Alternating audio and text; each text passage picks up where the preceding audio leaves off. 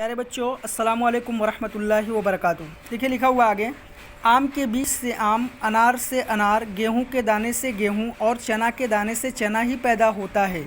हर चीज़ से वही चीज़ पैदा होती है, दूसरी चीज़ पैदा नहीं होती।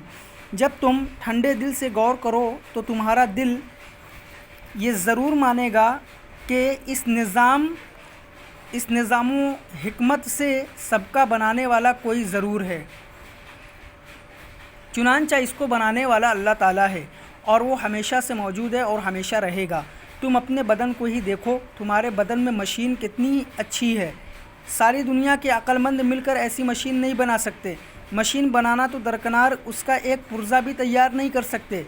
इससे मालूम हुआ कि इस मशीन का बनाने वाला कोई निराला है और वो ज़रूर मौजूद है।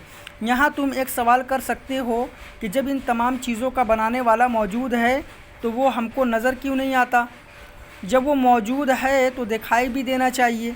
इसका जवाब ये है कि हर मौजूद का नज़र आना और दिखाई देना ज़रूरी नहीं है।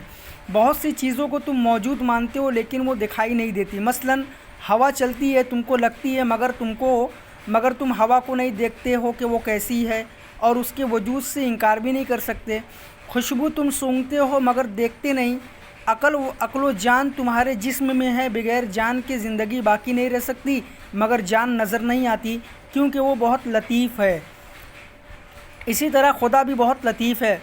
इस दुनिया में इन आँखों से उसको नहीं देख सकते। अगर तुम ये कहो कि अल्लाह को देखे बगैर कैसे मान ले कि वही इन सब चीज़ों को पैदा करने वाला है, तो तुम्हें इस बात पर ध्यान देना होगा कि बहुत सारी चीज़ें ऐसी हैं जिनके बनाने वाले को तुमने देखा नहीं है, लेकिन तुम इस बात का इकरार करते हो कि उनका बनाने वाला कोई ज़रूर है।